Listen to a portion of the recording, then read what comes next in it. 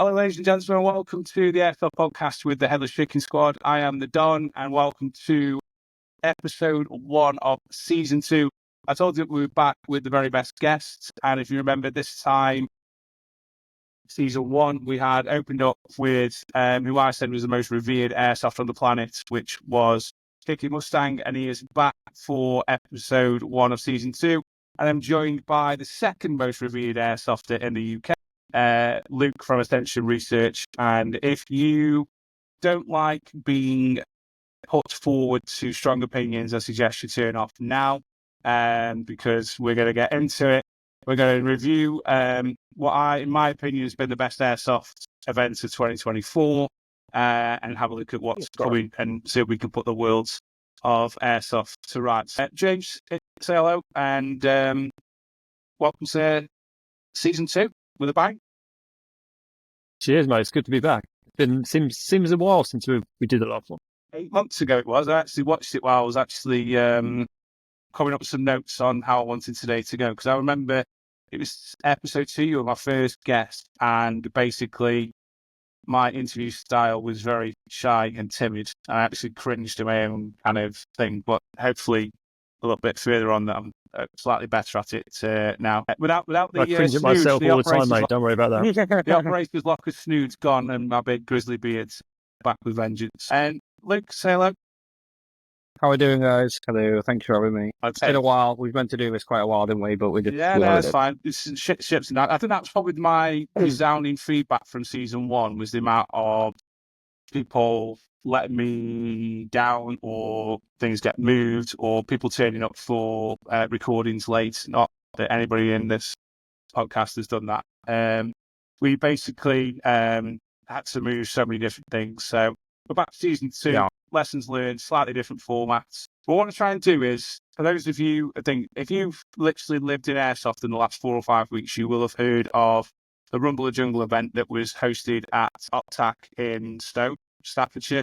The two gentlemen joining me today were one of the main reasons behind that. And we basically just wanted to kind of go through a review. I've seen a few floating around on YouTube and Facebook and different things like that. And I just wanted to see, from your guys' point of view, what your own personal review on it was, and kind of, do you feel it was a success? What would you change? Those sort of things on it, really. So I'll go to you first, Luke. Was it your original inception or idea? Yeah, so basically, Ascension have been running Rumble events for about a year now. That only happened because I attended AIFAB in Wales, and it was the biggest shit show known to man. And I was just pissed off because I'd spent so much money. I brought 26 lads to their event, and they just couldn't give less of a fuck. So I was like, right, fuck you all. I'm going to do my own event. So I did, I went and booked a hot tub retreat, sat in a hot tub for 3 days, planned an event, when it was very open about what it was. So like, hey, do not come to this event if you are not up for playing airsoft properly. And there's going to be a big emphasis on, I'm not going to help you if you're getting fucked, basically.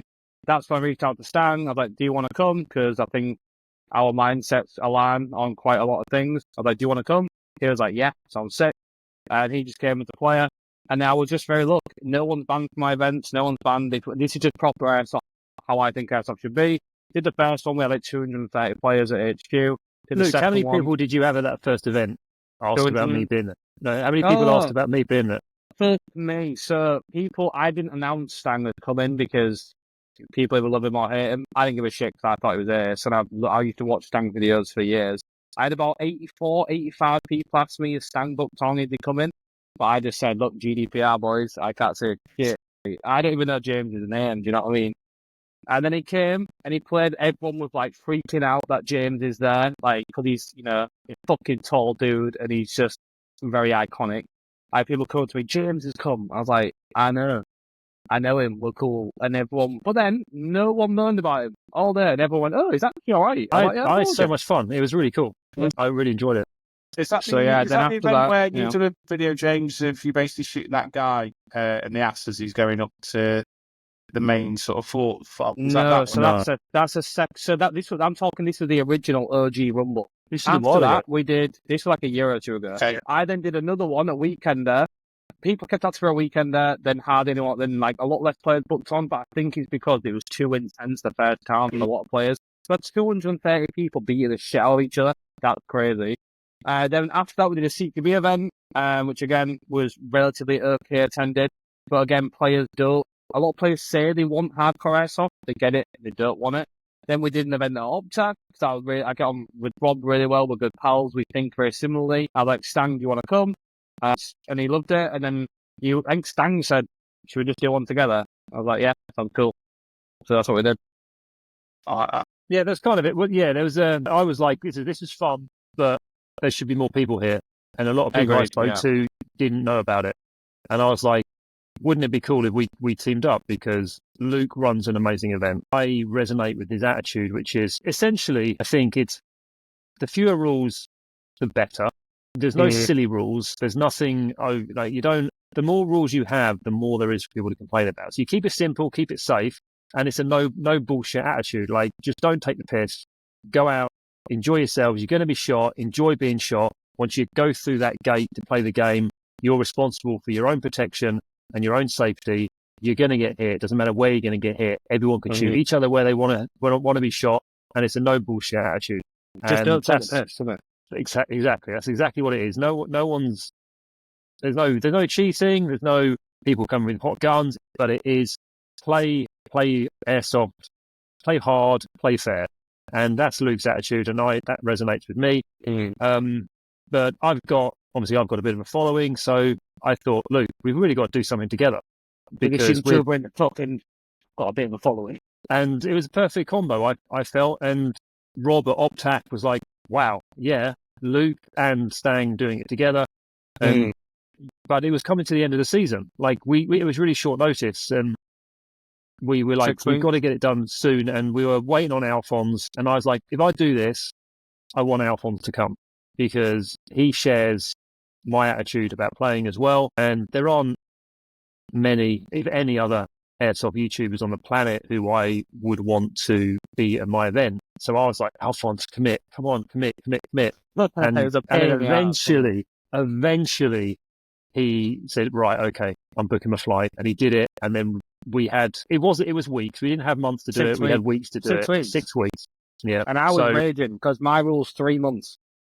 And then I've got Stan going, it'll be fine. And I'm like, bro, there'll be 50 guys there. And I was like, there'll be 50 fucking guys. And Rob was having a breakdown because he's like 52 and old. And then, Stan was just like, dude, it'll be chill. 6 weeks of chill, don't worry. Then we smashed it. So that right. Well, we put out a video. We had advertised it, put the posters out. Like, having Alphonse, it's the first time, like, Alphonse doesn't play outside of America, full stop. Like, he goes all over America to play, but he doesn't play outside of America. So to have him, like, to be able to give the guys in the UK an opportunity to meet and play with Alphonse, having played with him a few times and knowing him, he's one of the coolest guys to play airsoft with. He's just really fun to be around. He's so funny. And he makes amazing content. And he's one of the good guys. He doesn't sell out. I don't want to blow too much smoke up his arse, but he's one of the very, very few that I respect. And I wanted him there, and I wanted to give people in the UK an opportunity to go and play with him. And once that was the cherry on top of the cake we were making, and once that cherry was in place, we're like, right, we're going for it. And we went for it, and that was it. I mean, go back to blowing smoke. I'll be honest with you. I booked on. I didn't actually book on until the night before. So I wasn't sure if I could make it. I booked on, and I'll be honest, I was generally apprehensive about bat sims because everything that I'd already previously been to that was either a mil sim or a bat sim has been shit. I mean, we had a bit of a chat about this before we came on air, and that quite often comes down to a number of different factors without throwing anybody under a bus. But I've already shared my feedback with both of you, and I generally think it was, from a bat sim point of view, I reckon it was probably the most intense. It was more intense than playing a full day skirmish day at like an urban CQB site because there was always new objectives dropping. There was enough player numbers there. The player base was challenging enough to play against. You know, if you were engaged in a firefight, you knew you were in, and that was straight from like the first go. I know within sort of 10, 15 minutes, we were pushing that first angle to go into the old village, and I got James to the right of me, Alphonse just in front there, and we were literally getting peppered left, right, and centre. And they were like, That's a great moment. That almost made it into the gameplay footage I released. It was there right up until a couple of days before, and I think, no, I'm just gonna. It didn't quite make the final edit, but that was a really intense moment. It was almost in there. But straight away, most Batsons I've been to, the first 2 hours are dog. Everybody's sat messing about and nobody knows where the objectives are or what's going on. But that was literally, and you guys were even late into the game because Alphonse wouldn't load his gun properly. So the fact that you were already late coming into the game, and then we were pushing that literally within 10 minutes into the game was like, okay, we're involved in this. I reckon up until I went back to reload at like 1 o'clock, up until that point, it was literally Helter Scouts all the way through. And even when we got dropped back in with those amazing vehicles, we were straight back into it. Hey, thanks for watching, and you probably noticed that this season is brought to you in conjunction with Defcon Airsoft, based in Stoke-on-Trent, one of the largest online retailers of airsoft products in the UK, also stocking Tokyo Marine, Wolverine Airsoft, and all leading brands. We've been working in the background to try and bring something and work alongside Defcon, given they are probably our localist or most local airsoft retailer. And it's great to actually be working alongside them. So if you've not heard of DEFCON before, or you're looking for something new, please head over to their website or find on their social medias and check out what amazing offers they have at the moment. Again, thanks for watching and tuning in for season 2. If you're not currently subscribed or you've not been taking part, please show your kind of love or non-love. You might disagree with what we're saying. Get up in the comment section, hit the subscribe button, hit the like button, and kind of share the love and join the good ship Airsoft. But for now, please continue enjoying watching episode 1, and I will speak to you soon. Yeah. So props to that. And that's how Luke runs these games. That's down to Luke. Like, this is why I enjoy his events so much, because he's a player, I'm a player, and we understand what it takes to give the players what they need. And that's why Luke runs a great event. What winds me up so much about events you go to that are classed as battle sims or even just normal skirmishes, they're run by people who they're not players often. They're more often than not, they're not players. They're just guys who happen to be a landlord of a cool site. And they don't play anymore, or they haven't played in decades. They don't really care. They're not real players. They don't have a passion to go, damn it, I've got to go out there. I've got to be involved in this and play the game. Like, for me, I had to be out there playing. To keep Luke away from playing, like, it's hard to keep him away from playing. We're players first and running events second, and Luke does a great job because of that. And I couldn't think there's probably only one or two other people who I would want to team up with to do an event. Like maybe Barry, as marshals occasionally at Phoenix, he does a great event, but Luke is just so good at doing what he does, and that's why the event was so intense, because he's on top of it. He's seeing what's happening, he's watching the gameplays, the flow of things, and he's always ready to throw something in the mix. And even though he says, he's not going to help a team when they're doing shit, like it's down to you, but he makes sure the teams always have got objectives to do. There's always something coming along to do, and he knows, using the WhatsApp and using the communication channels we've got, that people know what's happening. And there's always somewhere for them to go, and that's why it was such an intense day. Yeah, it's good. A big thing for me about it is just being able to. I think a lot of players like sites misunderstand. Like when you're at a battle sim run by someone else, it's all like you saying to one player, "This is what's going on next," but there's no real way to reach everyone. That's why we use WhatsApp and have it structured so if all else goes to shit, you literally can look at a WhatsApp and go, this is where I need to be. So there's always that direction, and I'm always on the ground. Like, I think a lot of people who run battle sims play the battle sim, and I just don't understand how you think you can truly have a really good idea of what's going on unless you can freely walk around and have a look. That's how it's just, for me, there's no reason. There's no way to do it. I'll go as far as to I say will be very surprised if... Sorry, Don. Yeah, sorry, mate. I'll go as far as saying, Luke, you were a bit like a non-playing character. Like, literally, when that intense firefight was going on in the new village, there's literally loads of contentious pyro going off and stuff like that, and you were literally stood right above going, kill, kill, kill, kill, kill. But then you're following through it. So, and again, every time there was a contentious or a big firefight or an objective due to be seized, you were stood over and above it, which, again, there aren't many sides that you go to or events you go to where part of the organisation team are actually on top of it so they can see the ebb and flow. Like, I know I'm like famous or whatever for not caring, but like the only thing that would ever bother me that someone could say to me on a site is your game is shit. Like that is like you can say you don't like me, you don't like how I am, you don't like attitude, that's fine. But like if someone said to me your game's shit, that would literally like rumble me on like an internal level. Like if someone called James a shit player, you don't give a fuck. Do you know what I mean? But like with me, like if someone said your gameplay is shit, I'd be like I really care. Even if it's, do you know what I mean? Like I really care if someone's having a good time or not. Like it really is a big thing for me. Obviously because I'm a player, that's why the events are so structured in a way where there is no 2 hours to fuck about. What the fuck? Do you know what I mean? Airsoft's the most fun when you're getting shot at and fireworks thrown at your head. And jumping out of vehicles and you look to your left, kicking Mustangs there. You look to your right, Alphonse is there, blatting someone with an LNG. What more do you want? I don't know what more. You've got good showers, you've got good toilets, you've got food that doesn't give you AIDS. Do you know what I mean? I don't know what more I could give you. And do you know what? You've got the right players, the right attitude. Everyone's nice. Players made it. This is the other thing that's really important. Why I enjoyed it and why I wanted to do it, and this goes back to I've travelled around the world playing airsoft. The only continent I've not played airsoft on is Antarctica, I think, and I don't think there's any airsoft events in Antarctica. And no matter where I've gone, we'll see what we can do about that. No matter where I've gone, and the venues I've played at, no matter how cool the fields are, no matter how organised the organisers are, no matter how great their ideas are, if the player base is not enthusiastic and cool and of the mindset that they're there to be shot and to shoot at other people, the game falls apart. It's all down to the players. And I've played at fields which are very, very average with not many players. But like some of my fondest airsoft memories are way back like 10, 14 years ago when I was playing at ASGB and Essex before it became what it is now.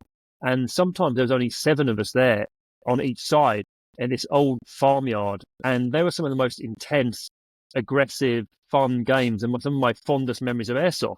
The players made it, and no matter where I go in the world, the players made it, and that for me is why the Rumble worked so well, because even though we had 200 players over the weekend, they were all so cool and they had the right attitude. They were there for a serious game of airsoft, but they weren't too serious people. They were there to have fun and enjoy it. And that's what made it work. It doesn't matter what me and Luke would have done on the day. It doesn't matter how good the field was. It doesn't matter that Alphonse was there. If the players were not cool as fuck, it wouldn't have been a good day. And the players were cool as fuck, and they're the people who made it.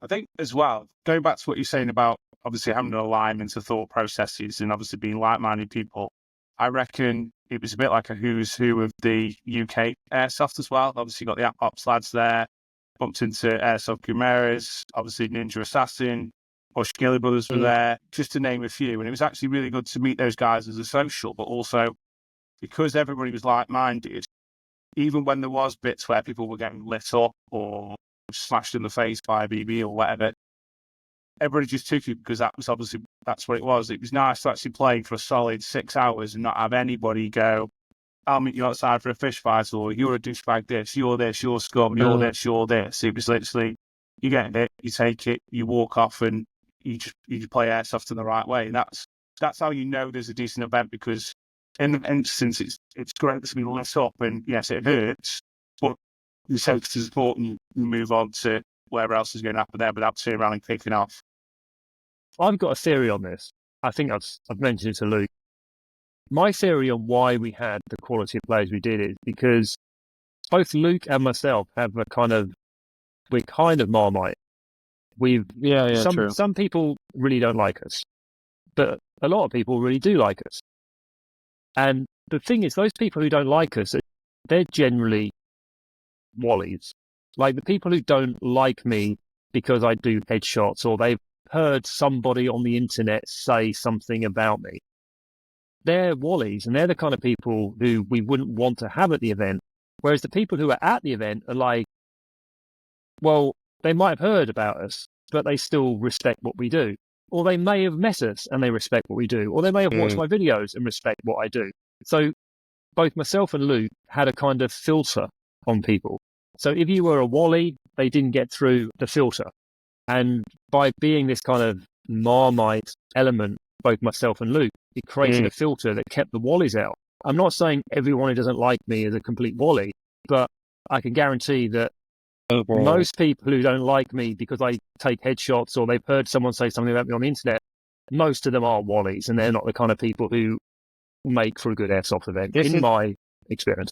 Yeah. This is why the first Rumble was such a success, though, I think, because and that's why when James came to my first event, it was like I really tried to breed, like, hey, if you're this, you could only come here if you're this type of player. If you're not this player, don't fucking come. And I think I'm the only person where, like, I'm fortunate enough where money isn't the be-all and end-all of an airsoft game for me, where it's like, dude, if you're not this attitude, don't come. And I'm very open about it. I'm very like, if you are not if you don't want to play like this, please don't come. I don't want you to come. I'd rather have 30 guys who are well up for it than 5,000 who are all twats. Yeah, it's as simple as that. 100% agree. I 100% agree with that. And I'm not saying like, and also it's important. I think I also want to say that it's not about whether someone likes myself or likes Luke. Yeah, I would love nothing more than somebody who has watched my videos, read some stuff about me, and they think that Kicking Mustang, I really, really don't think I like that guy. I want to go to this event and I want to see what he's made of. I want to go on the opposite team and I want to play against him because I don't think he's as good as his videos, and I want to go up against him and I want to shoot him in the head. I would love nothing more than someone to come to an event who doesn't like me and come up against me and go on the opposite team with the right attitude, which is face me on the field. I would love nothing more than that. I think that's what the first event did for you, didn't it, really, a little bit? A lot of people thought you were a dick, then they came, and they went, I've had no issues all day. Mustang's been here. I was like, yeah, because he's not a problem. Mustang IRL versus Mustang video, two different people. One of them is for entertainment. One of them is just a nice fucking guy who's 6'4" and is super good at hiding like a buck. It's simple as that. Well, I've actually got a real life example because I got changed in the huts that are in the at OpTac, and there was two lads who'd become OpTac locals. And one of the guy was saying, he said, he was running the event sort of thing, because he'd obviously booked on through Rob. And he's like, I've heard Kicking Mustang's coming and blah, blah, blah. I've heard he's this, I've heard he's that, blah, blah. And I said, look, I've not met him, but trust me, he won't be as bad. And it's actually the guy, do you know the video you've released? Who slides down the bank on the final video wearing the blue armband? Really loud guy with a really broad Stoke accent. Oh, the Scouser. Yeah. That's him. Oh, what a character. Yeah. Absolute character. But that's only like his second or third game of Airsoft. And obviously, speaking to him on the end of that first day, on the Saturday, he was like, oh my, what a great guy, blah, blah, blah. So straight away, in that one day, having seen that expunged as what his opinion or non-educated opinion on you was to what it was by the end of it is a real life example of you shouldn't always take what you see on social media or what you hear third hand until you've actually met people. And that's my perception of, I will always take people as I find them. Like the first video I ever heard Luke talk about was he was on about gimp smash and all that sort of stuff, and it's like, you definitely catches the attention. Yeah. But then when you actually listen to what he's saying is actually perfectly 100% correct. Yeah, his delivery might not be for everybody, but if you actually break down what he's saying, then his alignment of thought process is actually perfectly aligned with what I and most people who play airsoft in a competitive way is, if that makes sense. So that's the way I look at it, is you've got to be looking at it from, he isn't going to be everybody's cup of tea because of his delivery, but when you actually meet him up close, he is just this big cuddly teddy bear that is soft as shit, really. He'll hate me for saying that. But yeah, I think the problem is like a lot of airsoft site owners and players, I think they push me to be like this, where I was so frustrated with the game that, like, it's really hard seeing something you love turn something that you really dislike over a period of, say, 6 to 7 to 10 years. It's internally annoying. So that's why it really annoyed me to the point where I was like, right. I remember, and I went to an event, and it was a Milsim event. I never ever forget this. It was only about 4 years ago. It was at Camp Sparta, and I went to a Milsim, and it was really, really bad. I remember the event organizer turning around and saying, if you don't like it, run your own events. So I was like, all right, fuck you, I will, but give me 2 years. And then I did it. But I 500 said it again. And then it was the biggest thing ever. Like, I don't think anyone else was doing 220, I think it was, or 230 or something. Like, I can't think of anyone else that's doing that sort of numbers. like an independent event that isn't the I-500, but they're gone now. Bye. And obviously NATS is NATS, and you can't compete with that. No. Before we go into Rumble 2, I'm just grateful for the players. First, just before we move on, I just like to say I'm personally really grateful for the people who did come and the players who did arrive and played and the attitude they brought to the event. It didn't matter what me, Luke, Rob, Alphonse brought to the event. It didn't matter how we organised it. It was the players that made it, and it was their attitude that made it. And I would just like to say that I'm really grateful for everybody who came. They were all really Absolutely special. spot on. And before we move on, I'll add the 45 minutes that I spent talking to you, Alphonse and Luke, immediately after the game, until the bloke who had the catering tent nearly blew himself up. That was like one of the best off-field airsoft moments I had, because there was people there, like the young lads that were talking, who had never met you before, and again had only got bad third-hand knowledge of you. Was just so immersive. The time that you gave to them was just, to me, is you can't buy that. And what I said to I think we had 6 guys on site that day, and we didn't obviously bring the main squad because the day tickets. I actually think the reason I came was you will never get that day again with Alphonse, yourself, and things like that. You know, in 10 years' time, that'll be a memory I have, not just a random skirmish day that I could go to every other week with the same set of regulars. So I think that was really, really good. I mean, what things? Yeah, Alphonse is a goat. He's an absolute goat, and the guys who got an opportunity to play with him will never forget that. I love his sense of humour. He's such a dry sense of humour, and he's got, again, so much time for people. And even when he played out in the field, got time for the opposition. And it makes your game better. Great. Actually, like I can't think of one moment in gameplay where I prefer Alphonse not to be next to him. Even if he's on the other team, like name me, I can't. He's like the purest form of airsoft. If I could copy him 1,000 times, I would. I think he'd just be amazing. I'm devastated because my head camp SD card completely shat the bed, and I had such a great set of footage. I'm sat there going, I can't wait to get back. And actually, we pushed right through the woodland down towards where their fob was. With Alphonse, I was like, I can't wait to get back and capture that. And got back, and my SD card was completely shagged, and the only thing I got was scope cam footage, which I was limited somewhat. Yeah, again, that'll live in my memory for ever and a day, having that sort of memory, not pushing it up with a rental who keeps shooting me in the back because he didn't know what he's doing. Do you know what I mean? It's one of those things. By the way, after the event, Alphonse said to me that the event reminded him why he loved airsoft. That's good to hear. I love that. And it was very complimentary for him. Like, it wasn't, look, let's be honest. OPTAC is not, it is a very, very cool woodland field, but it's not like us going to Puerto Rico or Mexico or South Africa or any of these places with these amazing buildings, abandoned, multi-story, falling down buildings surrounded by the most stunning natural environment.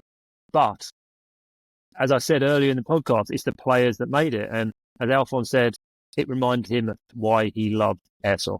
And that was that's the kindest, most important thing that anyone could say about that event. Yeah. However long this podcast lasts for, that might as well just be the one opening line. That would be it, basically, if you were to pin it. I mean, going back to, obviously, the first one, on reflection, is there anything that you guys would have changed on reflection? Can you go first, James? More time to promote it, more time to organise it, for starters. Yeah. We should have put a marquee in, because obviously it was the end of the summer season coming into autumn. The marquee should have been in a different location, but that was kind of there in case there was bad weather in the run up to that week. Can you remember that weather? It was like, there was days it would have been impossible to play airsoft. It was torrential storms and wind, and the days afterwards were the same. We were so lucky with the weather. So the marquee was there with the music as a kind of a fallback, like come the evening or come the afternoon when everyone was like, this is terrible, we can't play, our cameras are broken, our guns don't work in the rain, let's all go to the marquee and get drunk and have a party. So it was kind of there as an emergency. I think for the next one, we need to move it into a central location. I had a bit of a breakdown about this. This is why James is talking, because I had a low-key breakdown about it. I saw the location and site. I had a full-on fit, actually. But, hey, it's not the end of the world, and we didn't need it. But it was there for an emergency. Like, imagine what had happened if the rain had come down we could have all just gone in there at like 3-4 o'clock in the afternoon, and we could have hung out. Yeah, it could have been really good. Yeah. Everything all over table, but it wasn't. It would have been awesome. Yeah, I think maybe also I've got some. We had some sniper objectives that were in there. We had a lot of ghillies there. The amount of ghillies there was like just 50 bonkers. something ghillies. Like, out of 180 players bonkers. on a Saturday, I think 50 were in full ghillies, and I didn't include 25 people in ghillie tops. It was just. Yeah, it was mad when they all came forward and split them up. It was just like this wall of bush coming forward at us. But the next one, I'm going to have very specific sniper objectives, which are going to be, but it's going to involve. It's not sniper objective. When I say sniper objectives, it's ghillie stalking objectives. You've got to go to places, you've got to observe things, you've got to find things, you've got to spot things at distance, and there's going to be counter snipers trying to protect these objectives. And often, as a sniper, when you do. Some of the most intense moments in sniper games I played is when you come to an objective, you have to just get close enough to see it. You know that there's counter snipers in the area, and just to see it, note down what you need to note down and to stalk away. And then afterwards, you find out how close you were. These are the intense moments that ghillie snipers are going to love. I want to introduce some of those elements for the ghillie snipers, which we only used a small portion of the site, really. There's vast amounts we didn't really use. So we want to expand it out. We want to have more numbers, and we want to expand it out. And I want to have sniper-specific missions for those ghillies who can go out into the really sort of more expansive, mature woodlands around the outside and do like stalker on stalker, sniper-focused missions for those guys who want to do it. And that's what I want to do in it. I don't know whether Luke wants to. Yeah. So in terms of gameplay, I couldn't have asked for any more. The players were spot on. The only thing, the major changes for next year are going to be, obviously, you remember the fobs. Which fob did you have? Which one was yours? Was yours the fourth? We were banded on the fourth. So the main build. So I'm going down there this Sunday to play and to set out a new build area. Basically, what's going to happen is all 3 fobs that were currently there are going to be attackable and defendable for the full day. So they're not going to be our fobs anymore. They're going to be places to fight over, because I think the hilltop is so cool, and James made a really good point. It's almost wasted being a fob. So basically, the idea is to have the 3 main areas, so the old village, the new village, and the tree and the hilltop, as 3 main fighting areas, as you would call it. And outside of that, have the designated regions. And the other thing we're going to do, because I didn't realise just how many fucking players were going to do so well, then die so far away from the regions, is have mobile regen points that are fixed in place around the outside of the perimeter of the site. There'll be big barrels or something similar covered in high vis with a pole, and one team will be one side, one team will be the other, so you can be switchable and capturable.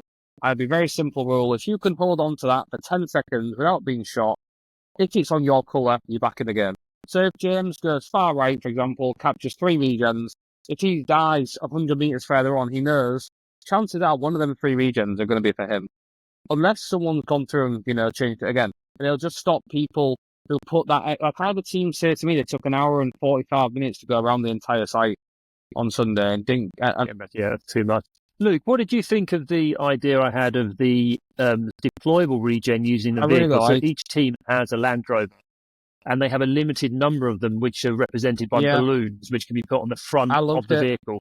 And then if the balloon gets shot, the regen is out, and they have 6 of them per day. So the team can, let's move our Land Rover to this location, and then you either defend the Land Rover, or if you get shot, I the balloon absolutely goes down. And then for me, I think it adds a really cool dynamic into the site, and it's just mainly now figuring health and safety. I want to make sure, the Optac's very muddy, so it's just making sure it's just little bits and bobs. But I absolutely love that idea, and I'm 99% sure it's going to be in the game.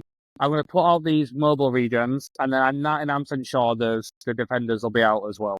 It's just logistics of making sure that they're staffed properly and the having of balloons. It sounds silly, but putting balloons out in a place that are easily attachable onto a Land Rover. And I've seen before, some airsoft guns don't even pop balloons, so it's actually really hard to shoot them. So they're just little bits of stuff we need to work out. But there is a lot of other things I want to add. Yeah, a lot of things I want to add that I think will be really cool, but keep the core main 4 to 5 objectives throughout the day in WhatsApp, and then each team's going to have a commander this time. So commanders can actually they are going to be playing. The commanders are going to be playing, trusted players, opt-out marshals actually, who know the site inside out, and they're going to be tasked with smaller missions that are not posted in the WhatsApp spec op mission sort of, where, you know, if there's a group of players, say 5 lads, 6 lads, you know, they can request a mission or they'll be given one when they come back to region, and then they'll go off and down some beaten track and do some off-grid super cool kit. Yeah. We also need to work out how we're going to use Melvin Downs. We also haven't mentioned it yet in the podcast. So Melvin is someone I've kind of communicated with on Instagram a little bit over, I don't know, maybe the past year or so. He's a SAS veteran. He's a sergeant major in the SAS with 2 Gulf War tours, very active in Bosnia, and he's just an exceptional. Like he's a top guy, isn't he? Really, he's an exceptional human being, and he's also just loves a good laugh. He's super humble, and he just decided he wanted to come play airsoft with us. So we need to figure out how are we going to give SAS Sergeant Major Melvin Downs a good time at our event. What gun? Like for the listeners, what gun would you give an SAS Sergeant Major with 40 years combat experience? Do you give him a gas blowback? Do we give him like a Sega TM AKM gas blowback? Do we give him a recoil? Massive like SAS style flashlight, just full auto with some dude in the face. I think I'd pay to see that. I mean, I don't know. Maybe we ask him what his favourite gun is, and we give him the best version of that to use. So that's the first thing. What do we give him to use? And then how are we going to give him the best time? Like, what would be the most fun for him? Does he want to lead a unit that's perhaps a third team, like an independent team that can be like mercenaries, and they can deploy in the field and give out objectives themselves, or they could be hired, or there's objectives to meet them and then do objectives with. I'm not sure how we're going to do it, but I want Melvin to have an absolute blast at our event, and yeah, I'm excited about him being there. I think it's phenomenal to have someone of his experience to be at the event. It'd be cool if you could get another or one of his friends or somebody else from 22 Squadron to come and play as 2 counter teams, and you can obviously take little, like you've had commanders, you can take them off and they can lead little spec ops. Can you imagine how cool it would be to be? That'd be cool. You just come back from region and he takes the squad of 6 off on a special ops mission. How cool and sick that would be. Sick. Drop behind enemy lines and stuff like that. Like that would be. In fact, you can have that as objectives where basically if you go off into the site and you pick up, I don't know, like a special coin or I don't know, whatever you come up with, and you can take that back to your regen, you will then part of that squad that's going to get selected that special mission to go off with Melvin or whoever else you got on the opposition's team to go and do some cool shit, all that sort of stuff. That'd be cool. Yeah. But I just want Melvin to have a really good time and for us to show our appreciation for what he's done for this country and for who he is and what he's done for us. I just want him to have a great time. And that's my main goal for the Rugby Jungle too, to be honest. He might just enjoy just being a bod, do you know what I mean? Just getting amongst it with everyone and just getting amongst it. But I'm sure we can have a chat to him and see if he'd like to be a little special boy, or does he want to just join in with the fun and just have no pressure. Join and smash people with us. He might just enjoy having a really cool gun and going smashing people. I think he'd enjoy it. He is actually really nice. I was saying to Luke before off air, I've actually met him. We play quite a bit of Red Null, and he runs his special forces training stuff there called the Kill House. So we were quite fortunate to be there the day they were training. And it's actually cool fact. Me and Malvin were actually born and raised on the same street on the same council estate. Admittedly 20 years apart. But I listened to the podcast he did on the Forces Radio with, I forgot his name now, the chap who hosts that. And he said, I was born on Beverly Drive. And I was like, I was born on Beverly Drive. Bentley, like the largest council estate in Northern Europe at the time. Yeah, pretty cool. It's nice to share that with him. And the fact he's a fellow a Stoke fan is like always a bonus. So the fact he's going to be playing effectively in his hometown is pretty cool as well. I think he'll really enjoy just getting a load of dudes for a buck. I think he'll love it as well.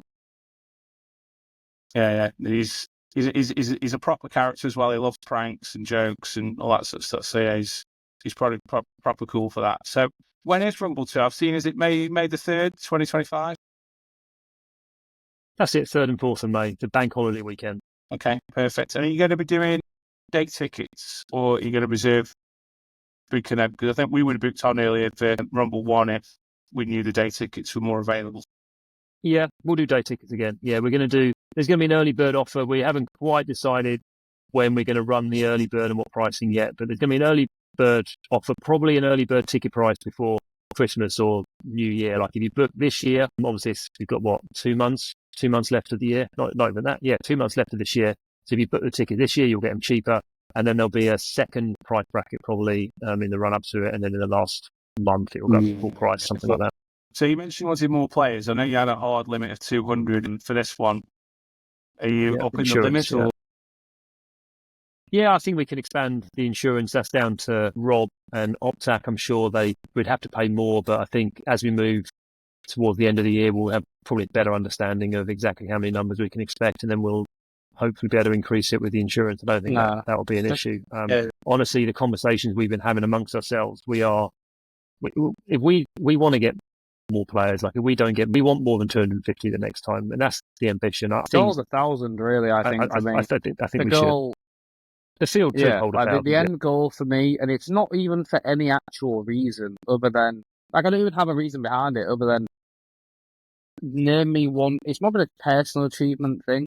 Like, I don't think 1,000 players is that many, personally. Like, NAF can get 3,000, and they, from an Airsofters me point of view, it's horrendously bad. So I don't understand the reason why we can't get to 1,000 players. That's the goal. Not even for any reason. I just like to get to 1,000.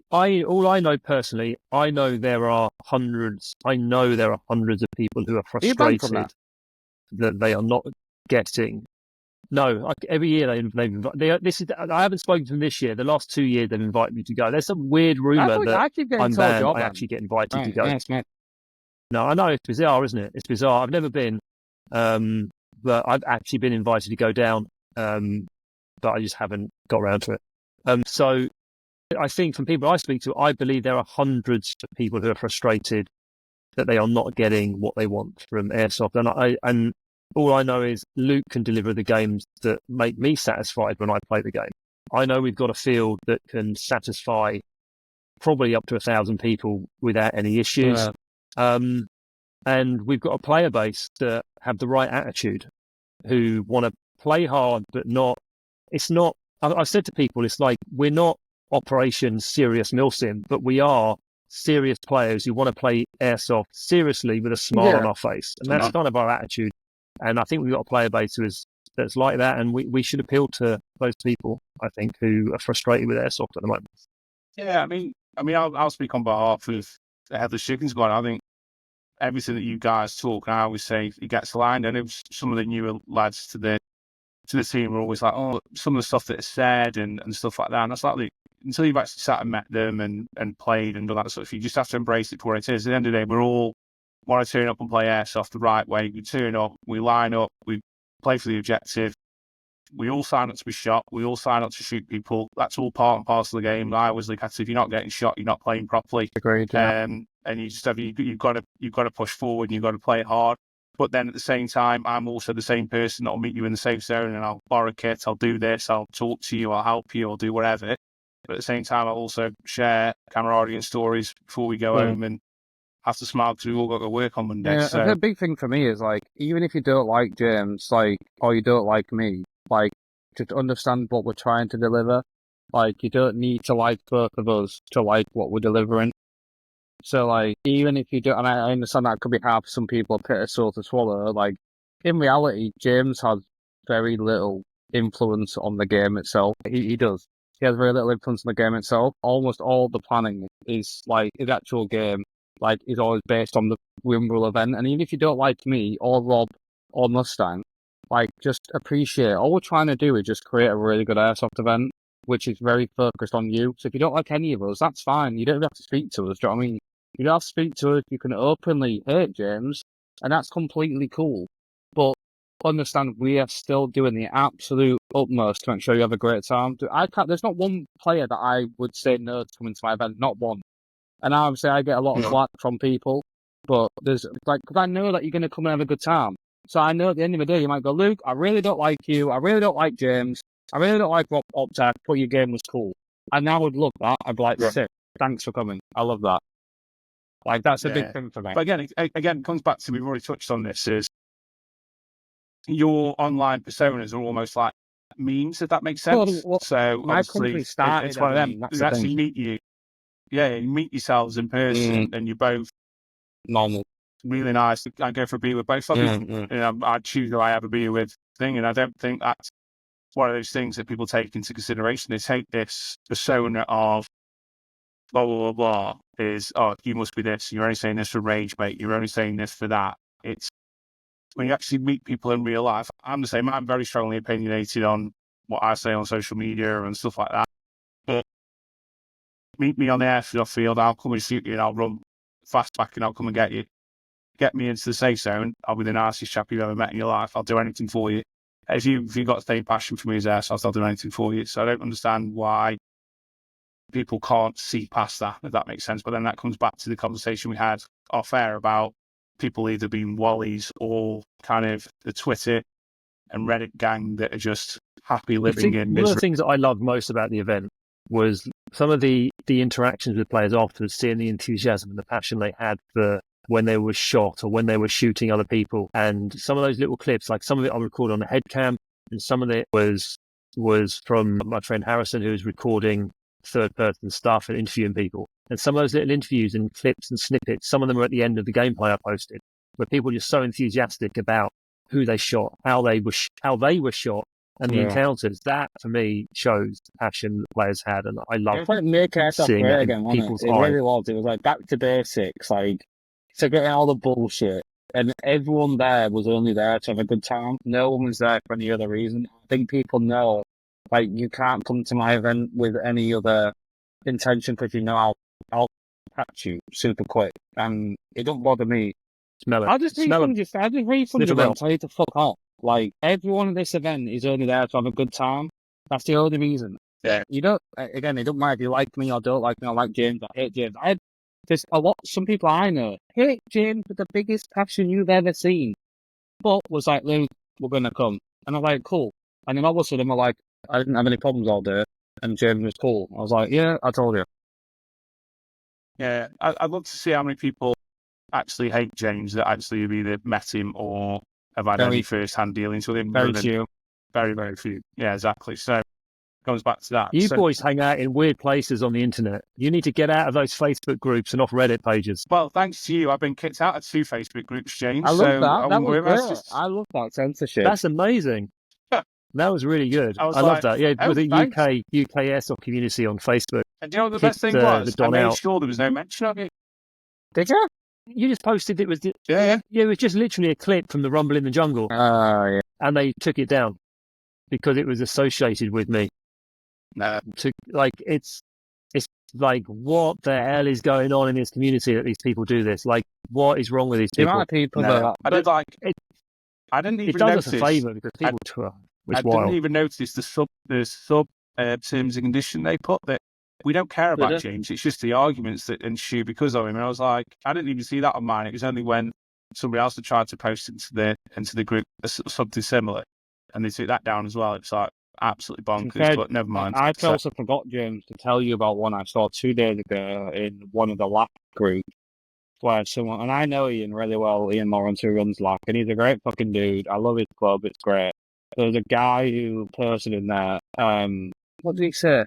So he posted the gameplay, your gameplay, and put, did this event look good? I'm not sure, but just spread a conversation about the event. And then they commented like, can we just delete this? Please just delete this. There's no point chatting about it, really. I was thinking, that's my event too. Yeah, I like a lot of what he's doing with the Airsoft Federation, but he has got some of James's more famous trolls floating around in there, which are trying to me and Ian get on wonderfully. We have a lot of time for each other.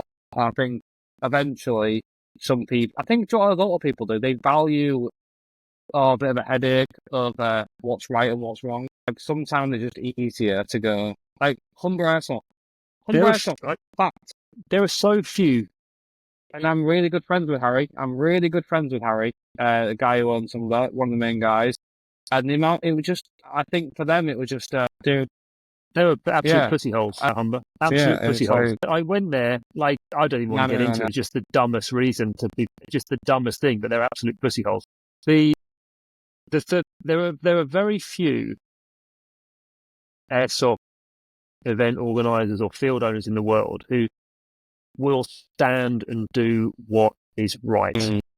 And one of those fields is that I've encountered. I've obviously played a lot of different fields. I've been to different countries. One of those fields is no man's land. And when they've had all sorts of grief from people about me playing there, and they've just told people, if you don't like it, don't come here.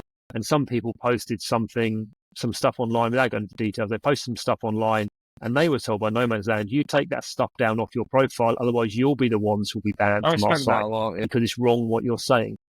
And another field that's been like that is in America, ACS, who they flew me over to do their Noob Day event, and they'd never met me, but a lot of people were saying to them, "Oh, get Mustang over for this year's Noob Day event," and they had like 800 players. It looked fucking amazing. It's and on an 8 acres, they've got 8 acres and like 800 players. But it worked because the field is so well constructed. And the way they run the games is so well. But anyway, long story short, they got the Reddit mob started attacking them and saying Mustang is basically, he should be banned. He shouldn't be allowed to play here. This is the wrong person you're having at your event. If you have him there, we're going to boycott. And then it escalated that if Mustang is there, we're going to beat him up. And then it escalated, if Mustang's there, we're going to kill him. Like someone needs to shoot that guy for real. And then ACS were like, whoa, what the hell is this? And they like rung me and go, James, this is wild. Like, what are these people? Like, what have you done? And I'm like, well, nothing. It's derangement syndrome. And so they went off and looked into it, and they came back and said, wow, we're seeing all this stuff people are saying, but we've asked for evidence, and there's nothing. Like, these people are saying, I got told misogynistic, that you had a racist, you've children in the hospital. You've used air rifles to injure women and children. We were chatting. Just bizarre. It was always I was at National Airsoft Festival using an air rifle that was so powerful it was punching holes through the wood. And I've never been to National Airsoft Festival, let alone use armor-piercing bullets. And they said this is wild. So they made a stand. And then as they were making a stand, there was another celebrity who was going there. A guy called Scott, who's known as US Airsoft in America. He's like this Reddit pin-up who just panders to the Reddit crowd, and his channel's just he works for Evike and another couple of companies, and he's a corporate shill. I've got no other word to describe him. And he put pressure on ACS, saying this is terrible that he's coming. I don't think it's a good idea. You shouldn't be allowed to be here. Words to that effect, and how he wasn't going to go out in the field and play because I was there and I'm dangerous. And so ACS were like, no, this is bullshit. This is just wrong. No, James, you're coming. They ensured there was a sheriff there at the event in case any of this stuff happened. And ACS made a stand on it and said, no, there's nothing. All you lot are talking absolute crap. We're going to do what's right here. And what's right is we're going to stand with James, and he's going to come because people want to play with him. He's done a lot for the community and a lot for the airsoft. And we want to showcase our community to him and want him to come and enjoy it. And I did. It was an amazing time. I met some amazing people, and there was no trouble there. None of all these people who said they were going to attack me or kill me, they never turned up, of course. They've never been there. They were from the other side of America, and the atmosphere there was stunning. It was just an amazing time. And so these ACS is one of it's a long story, but ACS are amazing. No Man's Land are amazing. People, and like Luke's amazing, and Optac are amazing. There are amazing fields out there who do what is right. There are unfortunately a bunch of organisers and a bunch of field owners who do what they think is going to make their life easy because they feel a little bit of pressure from social justice warriors, or as I call them, airsoft justice warriors, who look to virtue signal about how bad it is to do headshots and how bad it is to do clickbait on YouTube, and how this person should be banned because he's got this viral video that shows a cheetah, and it's all an absolute nonsense. And I'm just grateful there are field organisers and people in the community who stand for what is right, and they don't bow down to this pressure from the airsoft justice warriors. Yeah. I'll go back to what you're saying about No Man's Land. We went there in the summer on a Saturday. I've been there a couple of times on the Sunday. It's been always an excellent day. It was one of the most challenging days I'd had on, because they do like a twilight game. It starts at like 1 and they go to like 8, 9 o'clock. And we ran into a group that weren't, it was just really difficult throughout the day. Non-hit taking, really aggressive, threatened to hit people, blah, blah, blah. And to be fair, Nicola and their team managed it really, really well, to be fair, to the point where I think there was a couple of people banned and things like that. So rather than just letting it go because they didn't want to say the wrong thing to somebody or whatever, they literally stamped it out. And, I can't imagine it being easy to manage, but they managed it and actually ran it in the right way. Fair play. So they've got a great community. Communities, no matter where I've gone in the world play airsoft, it's from the community, is from the top down, right? It's led from the people who own the field, the organizer, the marshals, the key players, the regulars, and it all filters down, and you create this community of airsoft. And if the people at the top, if the owner or a couple of owners or a couple of the key marshals, a toxic element, or they pander to anybody who puts any pressure on them, the whole thing comes crumbling down. You've got to have people who do it for the right reasons. They have their own moral standing on how airsoft should be played. They stick by it. They've got the right attitude, and they present themselves and the community in their field in a way that's clear to understand, and everyone understands what their field stands for, the attitude behind it. Now, if you're a field owner and you get a little bit of pressure, and all of a sudden you start changing your rules because somebody, we need to ban headshots. Headshots are dangerous.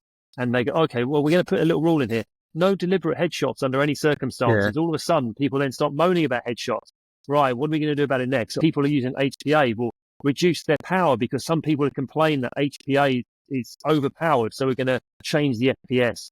Some people have complained about Nico because he's too good at CQB. We're going to make Nico play at 50 FPS lower. All of a sudden, the whole thing just starts collapsing and into people moaning about everything. And I've said this before, though. Like, I think that because airsoft is becoming so popular, very few people at the top of the ladder, either the business owners, the field owners, they're either not airsofters or they're not businessmen. It's very rare you get an airsofter who is a businessman who then starts an airsoft business. I think that's why Ascension's done so well in such a short amount of time. Like, I am a business guy. That's what I've been doing for years. And I am an airsofter, so that's why it works. I think now you're getting so many people who they're not either. You'll see a lot of paintball companies or paintball fields starting to do airsoft because there's more money in it, or it's more popular. They're landlords. Yeah, that's what they are. They're landlords. Like, there's a lot of companies who were paintball companies, and now they're airsoft companies magically. And people are simping over them. And I'm like, dude, these people just want your money. They don't give a shit about what sport you're in. If Nerf got more popular, guess what? There'd be a Nerf company. And the people who run events, a lot of them are not players anymore. Or they've got very little player experience. Or they just, frankly, that they need the money. They just don't give a fuck. If they know they're going to sell out, they don't give a shit. Because they'll get the money and they're happy. Like, again, me and James are in a fortunate spot where we don't give a shit. We don't need to do this for money. We actually do it for the pure passion of it. And there's a lot of stress, and there's not that much money in them, to be quite honest with you. So, there's only one reason we do it, because we fucking love it. And that's the big difference between us. As long as we can put enough events on in the year to provide the players who feel they want to have a good day, a good weekend of aggressive but fair airsoft with the right attitude, action-packed, and come away with smiles on their face because they've enjoyed being shot and enjoy shooting other people, and they can have a laugh about it, I'm happy. That's all I want, to have an event that those sort of people can come to and enjoy, who perhaps feel a bit frustrated with airsoft at the moment. And I hope that we can deliver that. And with Luke and Optac, I think we've got a good team. I think we've got a great combination of abilities, of the way we run the events. I think Optac, their staff are amazing. I think Rob's amazing, the way they run things. And we've got a huge field that can accommodate all the players that perhaps feel a little bit frustrated with airsoft at the moment. And cool. Roll on Rumble in the Jungle too. Yeah, cool. You mentioned obviously, if you can get enough through the year, how many ultimately would you think you'd want to try and reach? Where do you want to build it to? We've had discussions about this. I think I would like to see 3 a year. I think Luke's leaning more towards 2 a year, but I'm not sure. For me, I think you do 2. Again, this is not, and there's no real reason behind this. It's just my gut feeling, and I'm completely open. If we could do 3 a year and they have the right attendance and the right quality, I would be all for it.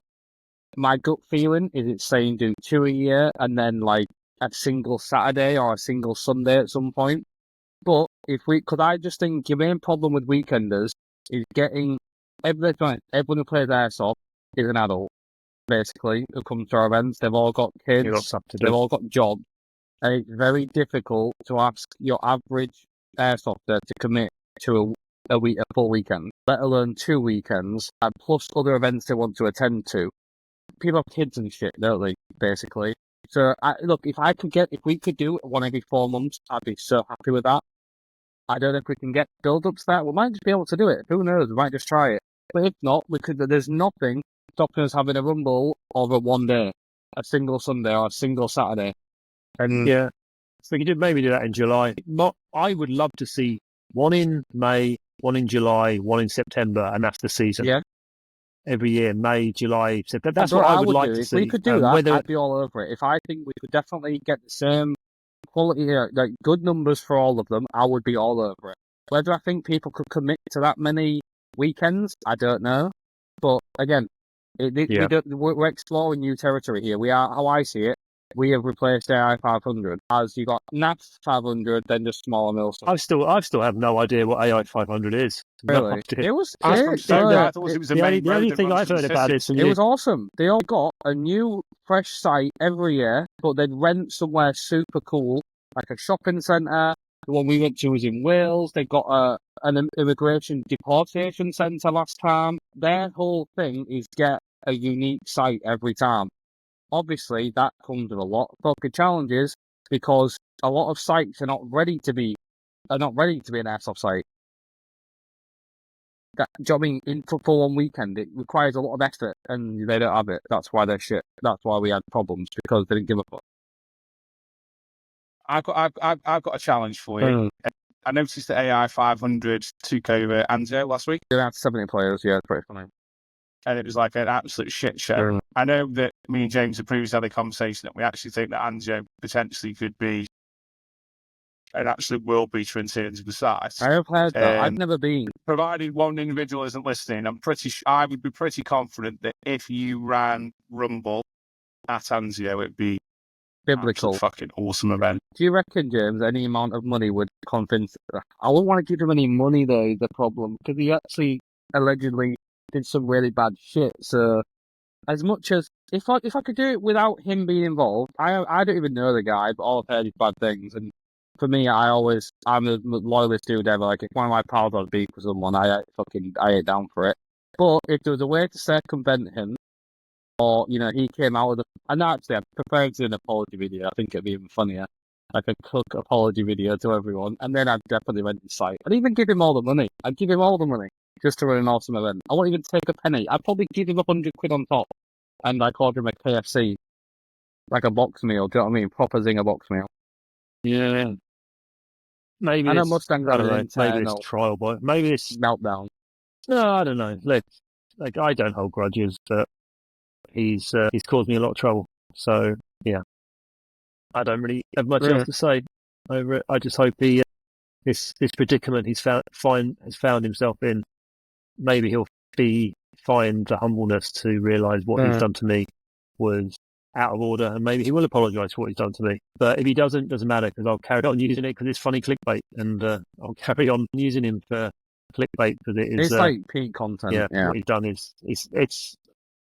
Like I've never been, and I've never been our principal. At times, he has the trouble he's caused me has caused me stress, but at other times I find it hilarious. If you could change it, would you? Yeah, whatever. If you could go back in time, and that one time continuum, would you? And you either got this time continuum, or you could just play it Anzio normally. What would you pick? It's a big question. I wouldn't play Anzo with First and Only running it. First and Only are just a ridiculous company with the dumbest rules. They're just an absolute night. I have no interest playing any events for First and Only. As I said before any of this kicked off, I said I would never go and play a First and Only event ever again anyway. But what I would say is when he did what he did, I went to a solicitor to speak to them about suing him for defamation, and the solicitor said to me, he looked at it all and he sat down with me and he said, "This is an easy win for you.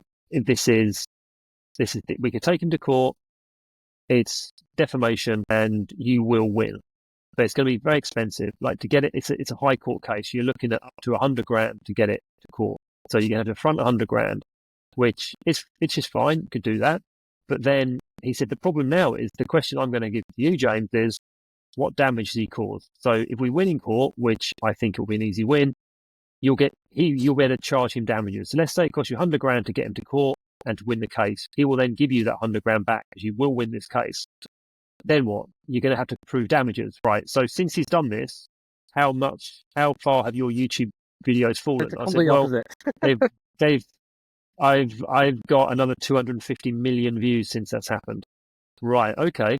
So what about your guinea sales? They must have collapsed. No, I've sold another like 700, 800 suits since this has happened.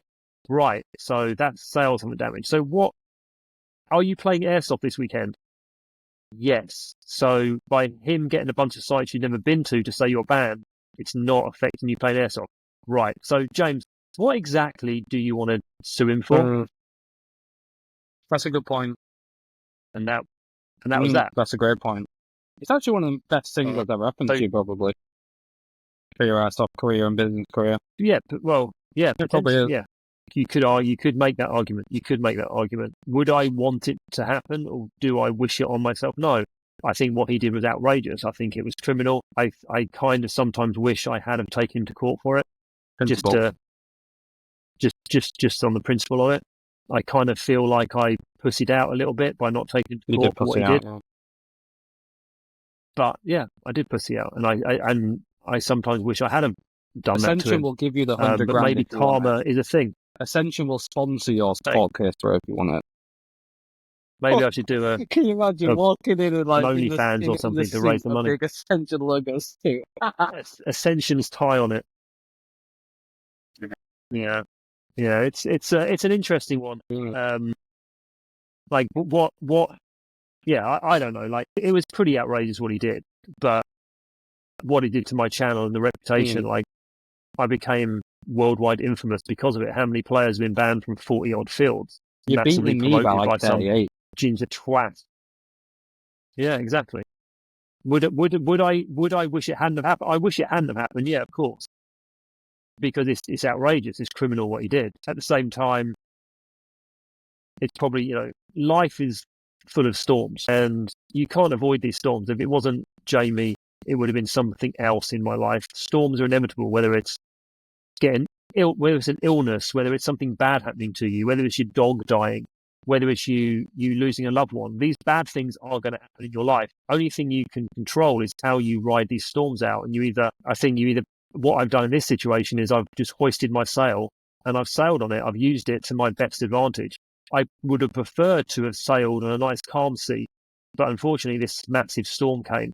But I refused to batten down the hatches and hide away. I hoisted my sail and I used it to my advantage. So do I wish I'd have gone through that storm? I understand. No, I wish it was not fun. I do understand like that. But I used it. A lot of things have happened in my life that have maybe built fortitude in me that allowed me to deal with it in that way, and I'm grateful for those things that happened in my life in the years previously that gave me the fortitude to deal with it.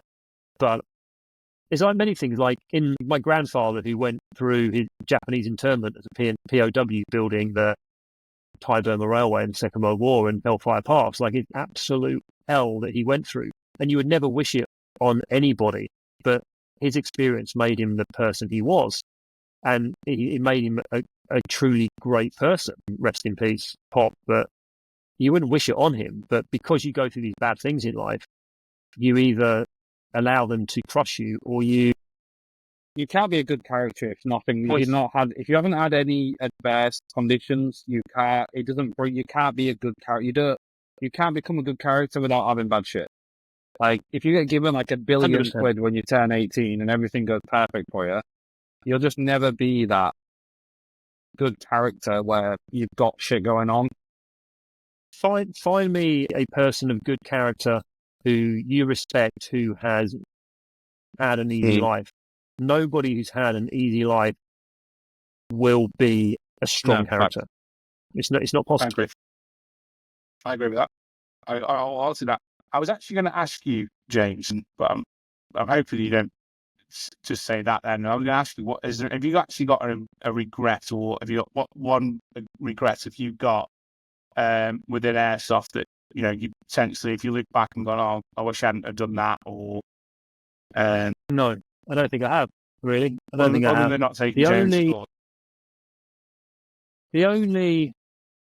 Honestly, the only one regret I have in my life was when, in a past life, it's not really related. I've got no regrets in airsoft. I only got one regret in my life, and that was I was a DJ in a past life, and I was DJing at the Jazz Cafe. It would have been 2006. I think it's 2006, 2007 time. 2007, I think it was, at the Jazz Cafe, and I was DJing for a band called the Dap Kings, Sharon Jones and the Dap Kings. And the Dap Kings were the backing band on Back to Black for Amy Winehouse.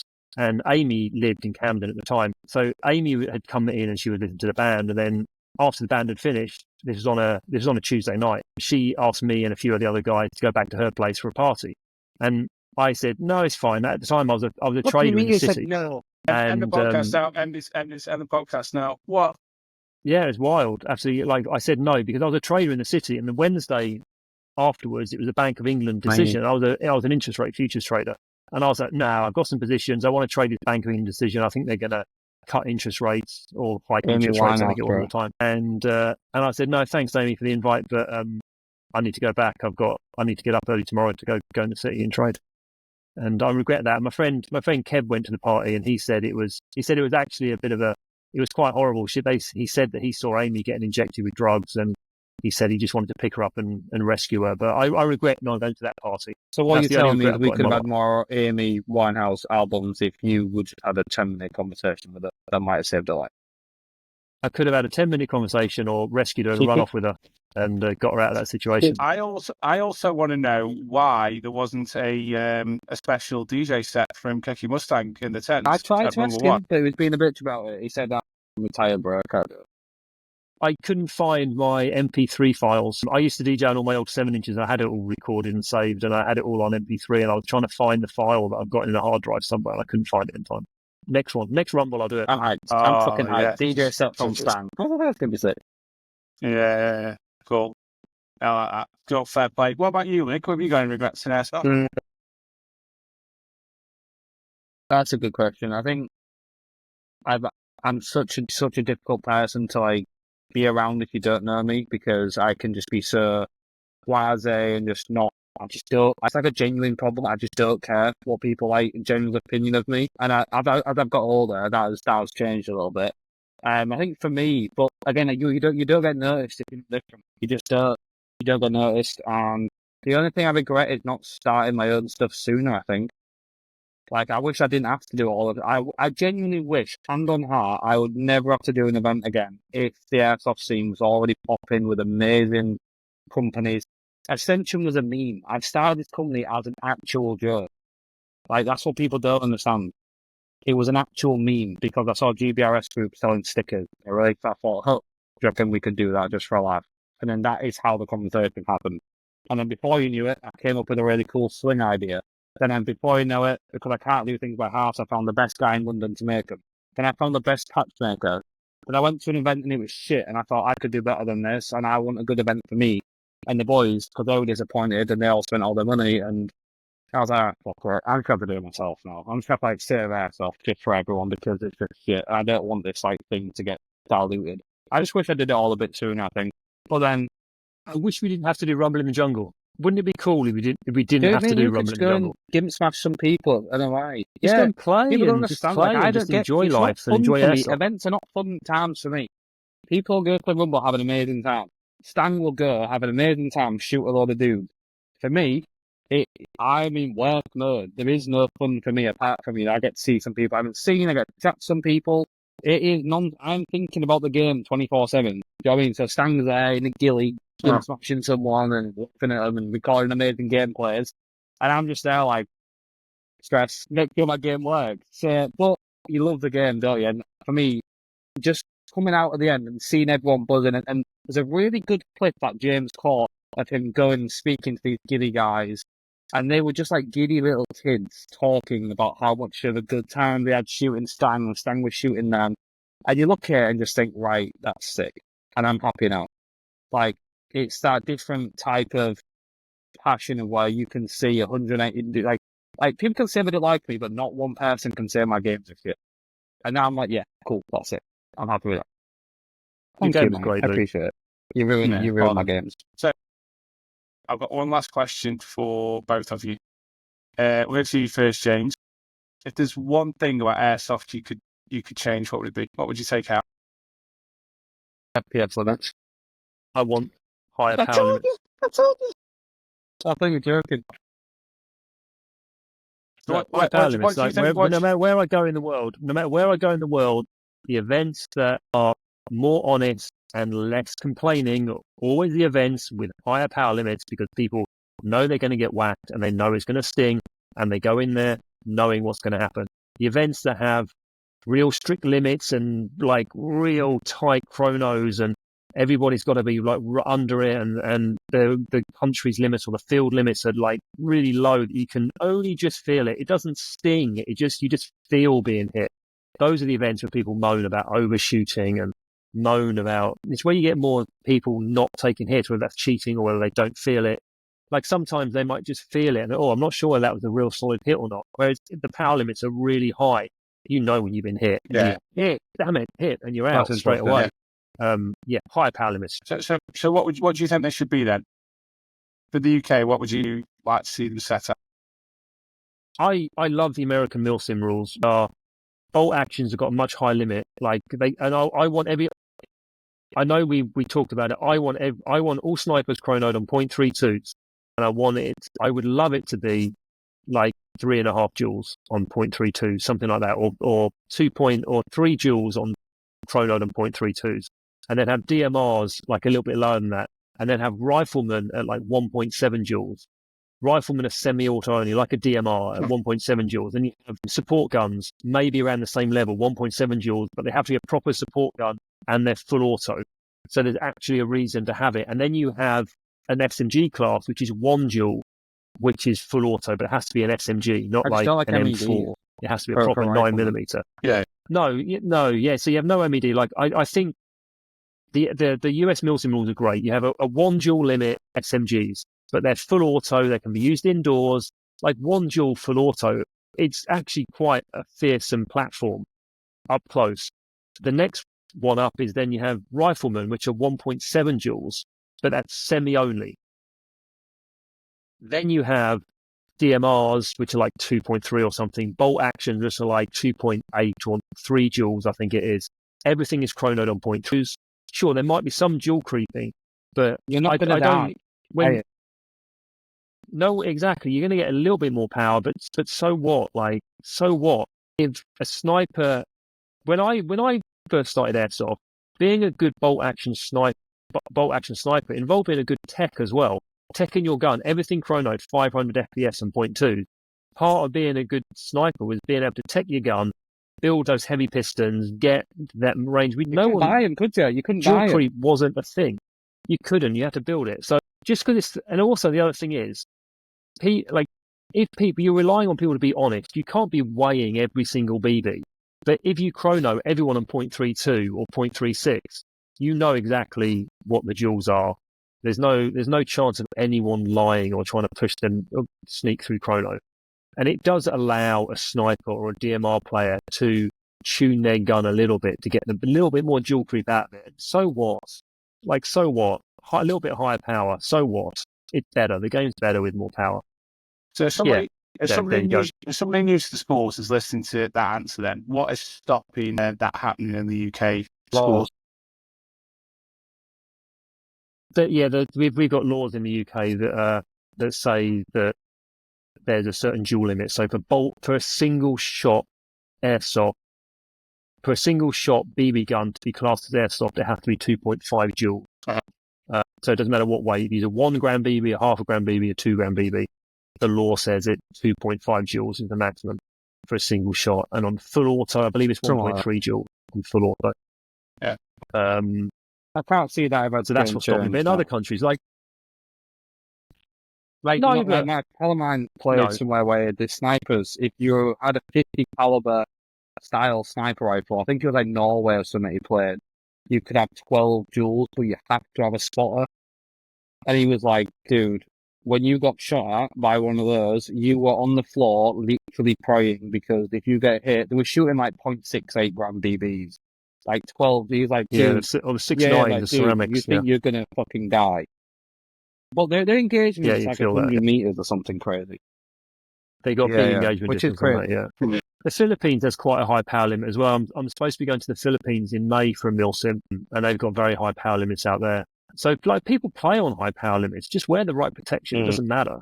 I'm playing in Turkey next month. There's an abandoned town in southern Turkey that was flooded when they raised. I think there was a dam built on a lake, and it raised the lake, and the town got flooded. And then the water's now subsided, so this whole abandoned town. But the power limits in Turkey are huge, like 3.5 joules roughly for bolt actions. But the game's better because of it. You get it feels better. You get longer ranges when you're hit. You feel it changes the nobody game. moans. Like, you don't want. You're actually. You see a lot of like just speed toppers when you just sprint through a door. Like, you'll think twice about that if it's actually going to hurt. I think that's why I used to sit on the individual rumble to really say I didn't want die masks, because I think it encourages players to play in a way that isn't like forthcoming, because there's no. If you do something stupid, there's no punishment. You don't get hurt, which is a big thing. Yeah, no, for sure. Yeah, my friend Pete in America, who plays in a very serious airsoft team, and they treat it as training for firearms and force on force, and none of them wear face masks. And they say, well, we want to be shot in the face. We want to feel the pain because we want that extra adrenaline rush. We want to feel like there's pressure when we push a room, we push through CQB. We want to be punished when we get it wrong. And they actually don't wear face because they want to have that edge. Like, yeah, it adds. Yeah, it certainly adds something when you feel getting hit a bit more. And I'm not in a macho way, but just for me, it's just the game's better. It's just a better game, the high power limits. Yeah, I agree. Go on now, Luke. Dude, I don't even know if I'm bracing myself for this. Dead What would you attitude. If you could go back to 7 years ago, you'd rock up to a site, everyone knows everyone, everyone's nice to everyone. There wasn't any fist fights ever. There was never like dudes threatening to kill people. There was never any of that. Like, it wasn't a cool thing to say you was an airsofter. I've been playing 10 years. It wasn't cool to say you were an airsofter 10 years ago. It was not cool. You didn't really talk about it outside of airsoft. You just did it. Do you know what I mean? And if you wanted to play airsoft, you really wanted to play airsoft. Now, it's very larpy. There's a lot of dudes see a video like Mustangs, like Novorits, like Nico, like whoever. And then when they watch Mustang absolutely clap someone, they assume their skill level will be the same. Or they'll watch someone playing who's actually a relatively good player, who's got a relatively good gun, good optic, blah, blah, blah. They'll watch him and think, oh, well, he's shooting people first time, so I must be as well. And then I think it adds that dynamic of, no, you actually suck. It's actually a very skill-based game. Like, there's a lot to learn. And I think a lot of players jump in who've only been playing a year or two thinking they're top-tier players. And then a group like mine will come along where the average experience of a guy in my group is 10 years plus. Everyone's running the best kit, best night vision, best everything. And then stomping all over them. And some people just can't fathom that the skill gap in airsoft can exist as bad as it can. Like, the skill gap can be huge. But very now, there's not many veteran players playing anymore. So when a group like mine rock up with 10 lads who are all so on it, and we play together a lot, we practice a lot, it's all proper. Like, and then they get absolutely turbo rinsed, like what happened at the stand. That's why we got asked not to come back, because we were not good for business, and I quote, then I got assaulted by a field owner. Lol. Yeah, it's just that is how it is. And people just need to. I really wish site owners on the backboard. They, at the end of the day, they set the precedent for how airsoft is at their sites. If site owners went, guys, this is how you play airsoft. New players don't know any better. They're just going to go, oh, okay, cool. If a new player is told and encouraged to bitch and moan, rather than say, dude, get in there and go fucking shoot that guy in the face. I used to play Tack House to stand, and the guy who ran it, Martin, who was a new stand but not really involved, I remember very distinctly, a year or two into the gameplay, I came out, I got shot. He went, you all right? I'm like, yeah. He went, right, I'll go back in there and shoot him in the fucking face. And I was like, all right, bro. And I did that, and I took that, and that was my gospel. Just get stuck in. Just don't fucking learn about it. Airsoft gay enough as it is. We're all dressing up as army dudes. It's super embarrassing. It's even more embarrassing when we complain about it. Quick question there. Quick question there. At what point did it change? Was there a tipping point? That's a really good question. That's a really good question. Facebook groups. YouTube was getting big. Do you know what it felt like? When, do you remember Bodger? So, when he stopped making videos, I sort of felt like that was the start of the decline. When, like, Novritsch stopped making videos and started selling shit. That sort of era, maybe 3 to 4 years ago, was, for me, the big thing, where a lot of people either stopped or started selling shit. That's where it felt to me, because they realised how much money was in it. Like I used to, I'm not gonna lie, I got playing airsoft because I sat, when I got told about it for an 18th birthday party, I googled it and I watched Novritsch videos came up, and I watched about, I'm not even kidding, 10 hours back to back of videos. I thought this looked fucking sick. And that original Novritsch videos were amazing. Top tier. And then all of a sudden he's selling shit. And I was like, that's cool, but where's my gameplay gone? Then my gameplay went. I was like, dude, now you're just a fucking selling shit guy. And you're not a business dude, I can tell. So what the fuck's going on? And that's where Bodjup stopped making videos. But then I'd see like the rise of Stang, and I loved Names Nico's videos of a Stang. He was a big thing. And there's a few guys that came and then left. There was that other British guy who was really good. Can you remember his name? That British guy who sold his channel eventually. Yeah. I used to love watching his videos so much. His videos were cool, but what a week! Like he left because he had a little bit of drama, because he was the law is some people accused him of editing videos to take away so he didn't show his deaths. So there was a little bit of drama in Facebook groups at the time. This was years and years ago, and he did a podcast where he said he's no longer making videos because he basically can't deal with the pressure of people telling him that he's editing videos and removing his deaths to make himself look better than he really is. And they were great. Like, could you imagine he actually made a comeback? If he made a comeback and made some videos again, it would probably be quite interesting. No, I've had one conversation with him, I think, a few years ago. But I don't know. Really, I don't think he plays anymore. But I just think, I struggle to have respect for people who wimp out because they got a little bit of drama. So I don't respect anybody who goes, someone sent hate my way because they realised I edited videos. I'm going to stop making them, which is pretty weak. And the same with Bodjups. Like Bodjups did a podcast saying he was chasing Novritsch's subscriber count, and when he realised he was never going to catch up with Novritsch, he knew it was a waste of time, which is just pathetic. Like, these are the wrong reasons. That's the wrong reasons to make videos. The reason to make videos is because you love playing airsoft, you love making videos, and you do it for yourself. And that's the reason. Don't compare yourself to other people. The ops are a great example of that, I think. Yeah. The ops are a great example of that. They love making videos and they love playing. Just a quick one before we wrap this up. Have you taken your pod off and put it near your computer? Yeah, it's getting feedback every time you James speak. It's picking up from the live. Yeah, cool. Perfect. Right, I'm going to have to go, boys, because I need to make a chamomile tea. Thank you very much. Sarah wants to go to bed. Yeah. Thank you very much for joining us. It's been a great chat, and I've literally just enjoyed sitting and listening to you both. Thanks for having us on. Thanks for putting it together. Thank you very much for Rumble and Jungle. I will definitely be at the next one.